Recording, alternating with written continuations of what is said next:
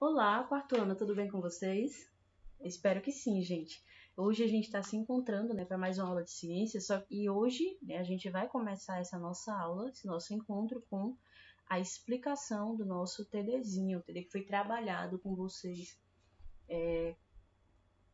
ao longo do mês, certo? Então vamos lá. Na primeira questão, né, está dizendo assim: o sistema solar é formado por uma estrela, três planetas, por uma estrela pelos planetas e pelos corpos astronômicos menores que orbitam ao redor do Sol trajetórias quase circulares, elípticas. Sabendo disso, responda: A. Qual a estrela que faz parte do sistema solar? Essa parte que a gente já sabe que é o Sol, né? B. Quantos e quais são os planetas? São 8.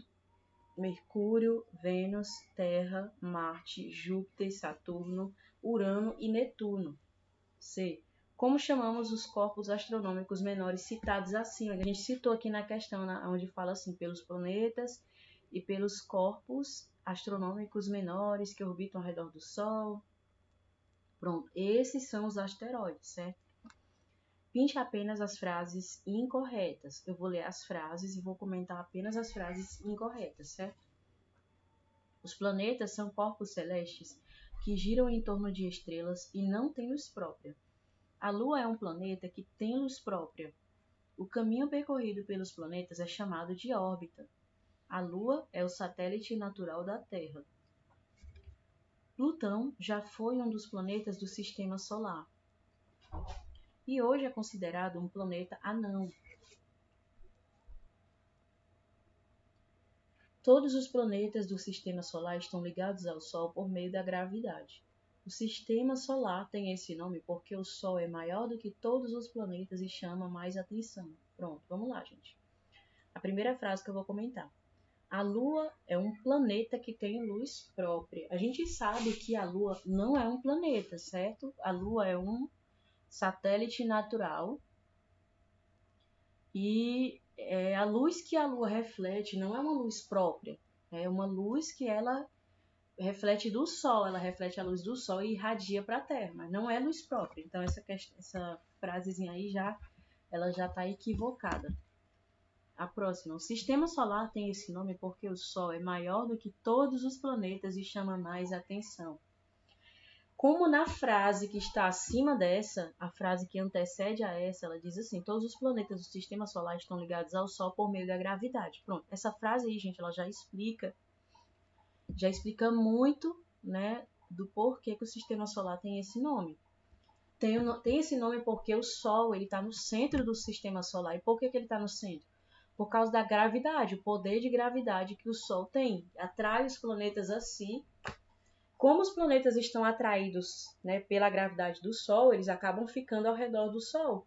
Mas é devido à gravidade, que é uma força que atrai. Por exemplo, aqui na Terra a gente tem gravidade. Essa gravidade é o que permite que a gente fique de pé no chão, né? É o que permite que a gente não flutue no ar. É a gravidade. Terceira questão. Preencha a cruzadinha de acordo com as dicas a seguir. A. Movimento que origina os dias e as noites. Como é que a gente chama esse movimento, gente? A gente chama de rotação, que é o movimento que a Terra faz ao redor de si mesma, certo? B. Estrela em torno da qual o nosso planeta gira. Que estrela é essa que a gente inclusive falou agora? É o Sol, gente. A Terra gira em torno do Sol. C. Movimento que tem como consequência as estações do ano. É o movimento de translação, que é o movimento que a Terra faz ao redor do Sol, certo? Para ela ter esse movimento completo, leva um ano, certo? Leva um ano completo. Ano que possui um dia a mais. É o ano bissexto, que ocorre de 4 em 4 anos. Vamos lá. De acordo com o que estudamos, circule as frases verdadeiras. Pronto. Vou ler as frases e vou comentar o que tiver de incorreto aqui. Na natureza, só encontramos a matéria no estado líquido. Matéria é tudo aquilo que existe e ocupa um lugar no espaço.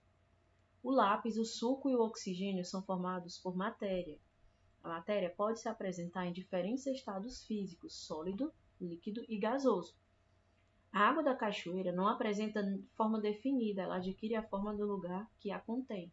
Pronto, eu vou pegar essa terceira frasezinha, terceira não, essa quarta frase, né? A quarta frase que diz assim, que a matéria pode se apresentar em diferentes estados físicos, sólido, líquido e gasoso. Para explicar isso, gente, eu vou pegar o exemplo da água. Essa frase aqui não é a que eu vou comentar, ela não está incorreta. Por que eu estou usando essa frase? Para explicar para vocês o porquê que a frase incorreta está incorreta. Ó, a água é um exemplo de matéria. Existem outros exemplos também, né? Ferro, madeira, existem outros tipos de exemplos de matéria. Mas eu vou usar água por quê? Porque essas matérias que são líquidas, né? Geralmente, na maioria das vezes, elas podem assumir um estado líquido e sólido, né? Acredito que nem todas conseguem assumir um estado gasoso, mas a água consegue, né? Então, vamos supor, né, que aqui dentro desse tubo de ensaio tem água, certo? Se a gente pega a água, né, deixar ela em temperatura ambiente, temperatura normal, essa água ela vai continuar no estado líquido dela, certo?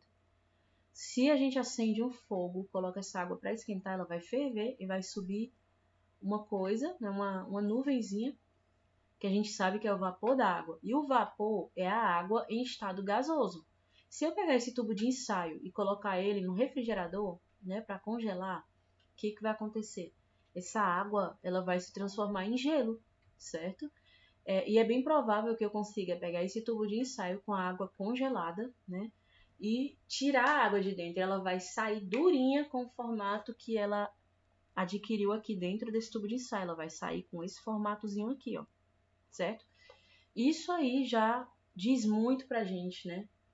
E ela já mostra pra gente, né, que essa frase que diz que na natureza só encontramos a matéria no estado líquido, ela já mostra pra gente que essa frase está errada. Quinta questão. Relacione as colunas corretamente. Pronto. A gente tem aqui os nomes das propriedades da matéria, certo? Vou ler esses nomes e aí depois a gente vai para as frases, né? E para dizer a qual propriedade cada frase dessa está se referindo. Vamos lá. A. Hipermeabilidade. B. Elasticidade. C. Massa. D. Volume. E. Compressibilidade. F. Densidade. Propriedade da matéria que consiste em ter o volume reduzido quando submetida a uma determinada pressão. Essa propriedade aqui, gente, é a compressibilidade, certo? A próxima é uma propriedade que um corpo tem de voltar à sua forma inicial, cessada a força a que estava submetido. Essa propriedade aqui ela está se referindo à elasticidade, certo? É uma propriedade dos corpos relacionada à quantidade de matéria que o corpo possui, pode ser medida com a balança. Essa aqui está se referindo à massa, certo? Você procura aí a letrinha da massa e coloca. Próxima. Dois corpos não podem ocupar ao mesmo tempo o mesmo lugar no espaço. Que propriedade é essa? Gente, essa propriedade aqui se chama hipermeabilidade, certo? Ela não permite que dois corpos, né, ocupem um mesmo espaço ao mesmo tempo. Próximo. É a propriedade que a matéria tem de ocupar um lugar no espaço, ou seja, indica o espaço ocupado por uma determinada quantidade de matéria. A gente pode representar isso, né, que no caso é o volume, é a propriedade do volume. A gente pode utilizar recipientes que marcam litro, mililitro, né, e vão dizer o volume de matéria que tem dentro, né? Próxima. É uma propriedade que determina a quantidade de matéria que está presente em uma unidade de volume.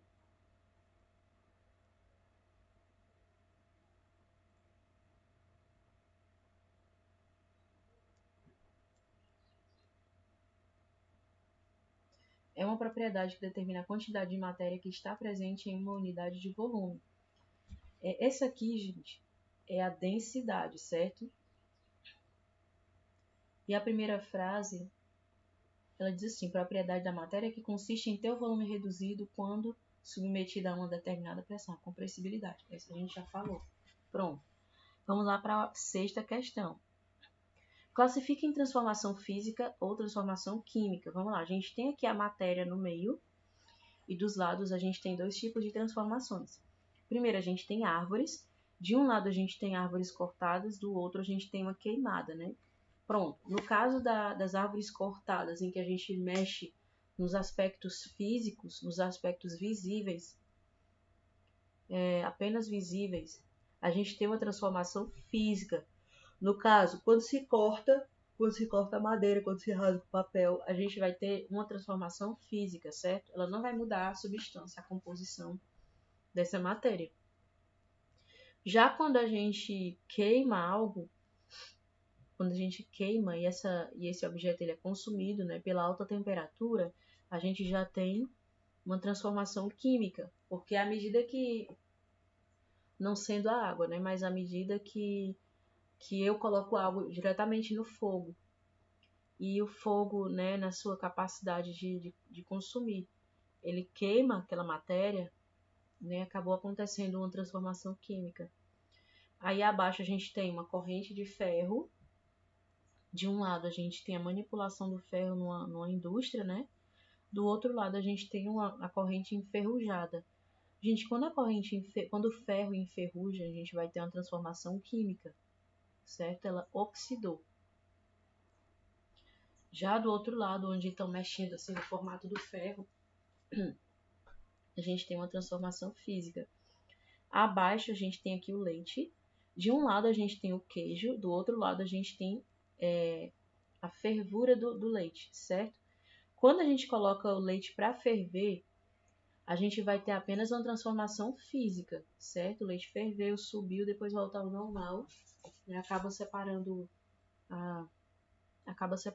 a nata, mas não mudou a composição do leite, né? Para que essa fervura do leite possa ser considerada como uma transformação química, é necessário que esse leite passe muito tempo no fogo até ser transformado em outra coisa. Até, por exemplo, fazer um doce de leite, né? Aí foi uma transformação química. No caso do queijo, né? Para que o leite fosse transformado em queijo, né? Ele necessitou de um processo, e esse processo ele muda a composição do leite, certo? Ele muda as propriedades do leite. Então é uma transformação. A gente está diante de uma transformação química. Próxima, sétima questão. Pinte da mesma cor os itens de acordo com o significado. A gente tem aqui em cima decompositores, produtores e consumidores. E abaixo a gente tem umas frases que explicam, né? As frases explicando esses conceitos aí. Definindo essas palavras. São seres vivos que produzem seu próprio alimento. Gente, esses que produzem o próprio alimento a gente chama de autótrofos, né? Na nossa natureza, no nosso meio ambiente, quais são os seres que produzem o seu próprio alimento? As plantas. As plantas produzem seu próprio alimento. Então, como elas produzem seu próprio alimento, né, a palavra produzem já diz, elas são produtoras. Então, você vai pintar a palavra produtores e são seres vivos que produzem seu próprio alimento de uma mesma cor. Vai usar o mesmo lápis para pintar essas duas. Alimentam-se de matéria orgânica, isto é, restos de animais e vegetais.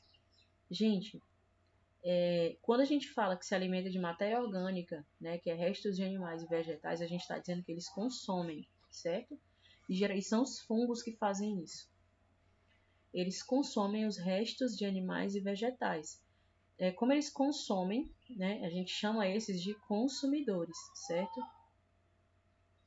Não, consumidores não, perdão, decompositores. Eles são decompositores, eles decompõem os restos de animais e vegetais. É tanto que quando a gente tem, por exemplo, morre um animal, né? Aí, com o tempo, né, esse animal tá lá na terra, lá com o tempo, né, a carne dele vai se transformando e vai aparecendo o osso. A gente chama isso de decomposição.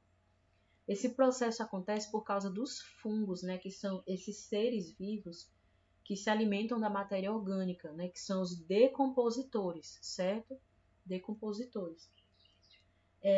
Aí depois vem os seres vivos que se alimentam de outros seres vivos porque não são capazes de produzir o seu próprio alimento. Esses aí que se alimentam de outros seres vivos, eles são chamados de consumidores. Esses que são os consumidores, certo? Então você vai utilizar a mesma cor para pintar esses, certo? Da mesma forma, os decompositores, você vai utilizar a mesma cor para pintar os que se alimentam de matéria orgânica. 8ª questão. Explique por que a água é considerada um solvente universal. Bem, gente, todo mundo sabe que a gente usa a água para dissolver várias coisas. A gente não dissolve só... a gente não dissolve apenas açúcar e sal na água, não. Né? A gente consegue dissolver outras matérias também. Por exemplo, se eu colocar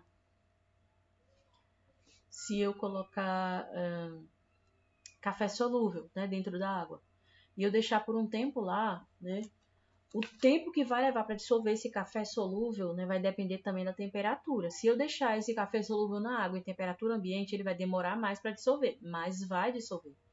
Agora, se eu colocar numa temperatura alta, ele vai dissolver instantaneamente. Se eu pegar um macarrão e colocar dentro da água, esse macarrão vai começar a se dissolver, certo? Independente dele estar cozido ou não, né? Se eu pegar essa massa e colocar dentro da água, vai se dissolver. E por aí vai, né? A gente consegue dissolver muita coisa na água. 9. Use as palavras do quadro para completar corretamente o texto. Eu vou apenas ler o texto, você vai observar se você completou, né, de forma que fique desse jeito que eu vou ler aqui para vocês. Vamos lá. Quando juntamos duas ou mais substâncias e suas características e propriedades são alteradas, estamos diante de uma combinação e de um fenômeno químico, certo? Pronto. A 10ª questão. Explique com suas palavras o que são misturas homogêneas e misturas heterogêneas. Misturas homogêneas, gente, são misturas onde não conseguimos identificar a olho nu mais de um componente, né? Nelas só conseguimos ver um tipo de substância. Por quê? Porque elas se misturam totalmente, né? Elas se misturam totalmente, né, de uma forma que parece uma coisa só. Então a gente não consegue perceber mais de uma substância ali. A gente só consegue perceber uma a olho nu. Se a gente colocar um microscópio para examinar aquilo ali, né, com certeza a gente vai ver a composição a gente vai ver as moléculas, né, as partes daquelas duas substâncias diferentes. Mas a olho nu a gente não consegue ver. E as misturas heterogêneas são aquelas em que as fases, né, que são as substâncias usadas, elas todas são visíveis. Se eu misturar água com areia, eu vou conseguir ver a água e vou conseguir ver a areia. Então, a gente tem uma mistura heterogênea. Né? Então, gente, era isso. Né? Terminamos a correção do nosso TD de Ciências. Agora a gente vai passar para o nosso conteúdozinho, né, de Ciências de hoje. Sobre o que a gente vai falar hoje? Hoje a gente vai falar sobre a água, certo? Olha, é importante a gente saber, né, que aproximadamente 70%, aproximadamente, o que significa isso? Que não é uma estimativa exata, né? Isso não é um valor exato. Aproximadamente 70% do corpo humano é formado por água. Pode-se até dizer que ele é um grande tanque de água em que estão dissolvidas várias substâncias. É nessa mistura que ocorrem as reações químicas da vida, ou seja, a combinação de substâncias transformadas em novas substâncias. Olha, eu trouxe até aqui para vocês uma ilustraçãozinha, vou colocar aqui a minha telinha, né, para cá, para esse lado, a gente já leu esse trecho, para mostrar para vocês direitinho, ó. Quanto de água há em algumas partes do corpo. Olha, né, as partes do nosso corpo, elas são cheias de água, né? Essa água que está dentro do nosso corpo, ela se divide entre os nossos órgãos internos e externos também, né? Externos como assim? Os nossos olhos, né? A nossa boca, né? Não é exatamente externo, mas são visíveis, né? São visíveis fora. Então, olha isso no sangue, ó. Olha quanto de água que tem no sangue.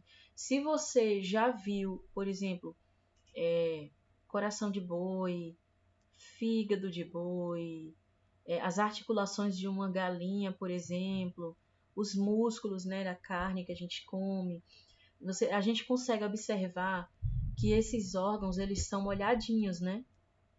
Eles são assim, gente, devido à quantidade de água que tem neles, certo? Então, essa que é a porcentagem de água que tem nesses órgãos. Ó. Até os nossos ossos, eles têm água, tá vendo? Eles não são totalmente secos, eles têm uma porcentagemzinha de água. Essa é a porcentagem dos ossos, né?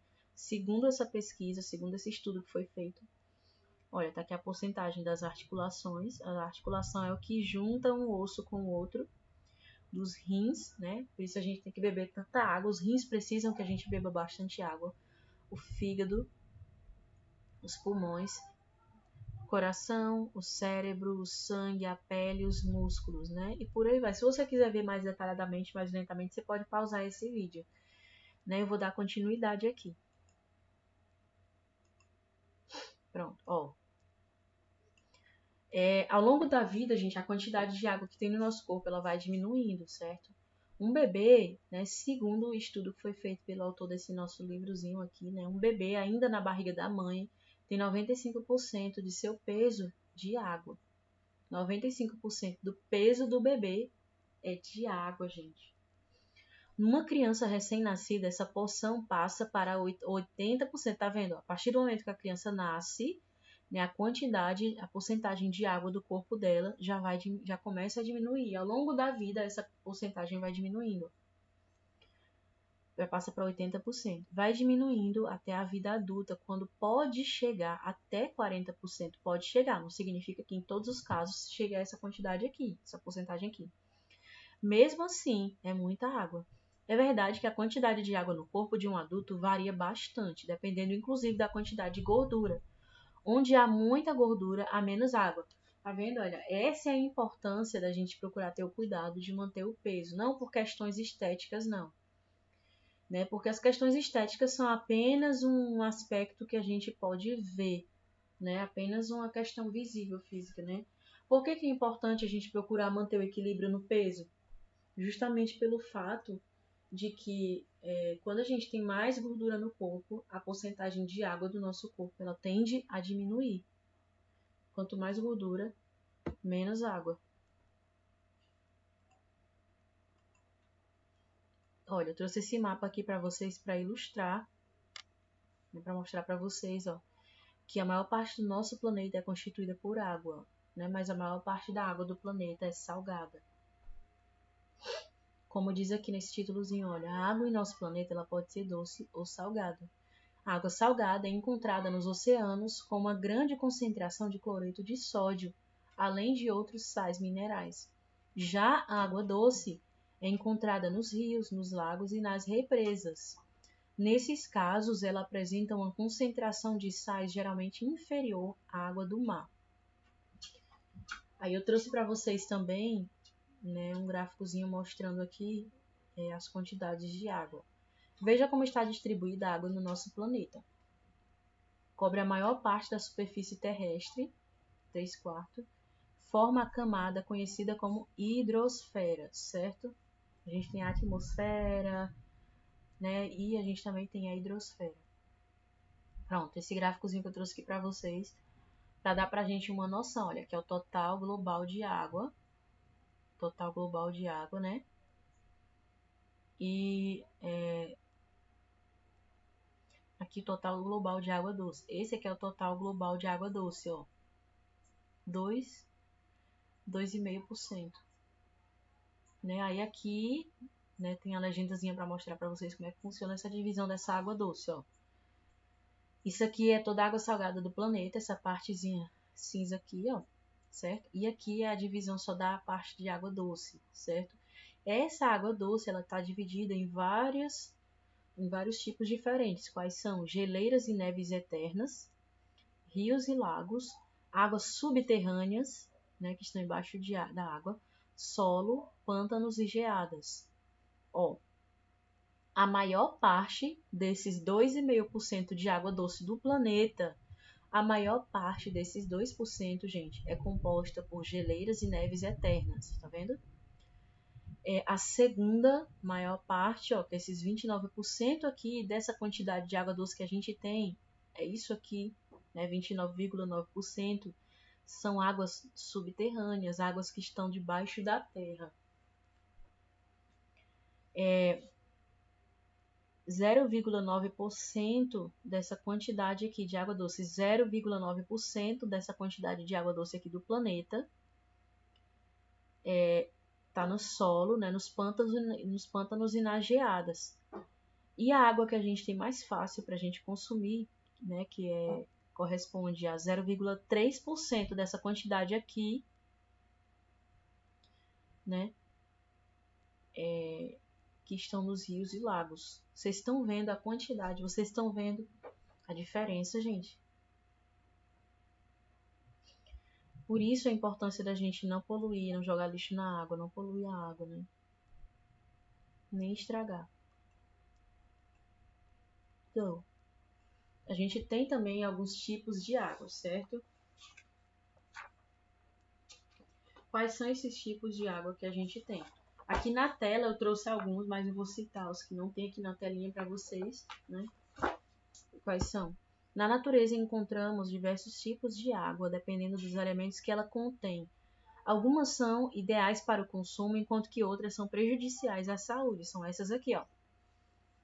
Água potável é o tipo ideal para o consumo. Ela é fresca e sem impurezas. Água poluída, que é água suja ou contaminada, isto é, ela contém impurezas, micróbios, vírus, né? E por aí vai. Água doce, que é a água dos rios, lagos e das fontes. Água salgada é a água que contém muitos sais dissolvidos, como por exemplo a água do mar. Água destilada, que ela é constituída unicamente de hidrogênio e oxigênio, não há impurezas e nenhum tipo de sal dissolvido, porque ela é uma água destilada, ela é uma água da qual o sal foi retirado, certo? Ela foi separada do cloreto de sódio que ela poderia ter. Águas minerais.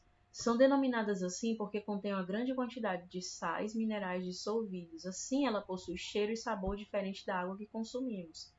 Há diversos tipos de águas minerais. São elas a água salobra, a termal, acídula, magnesiana, alcalina, sulfurosa e ferruginosa.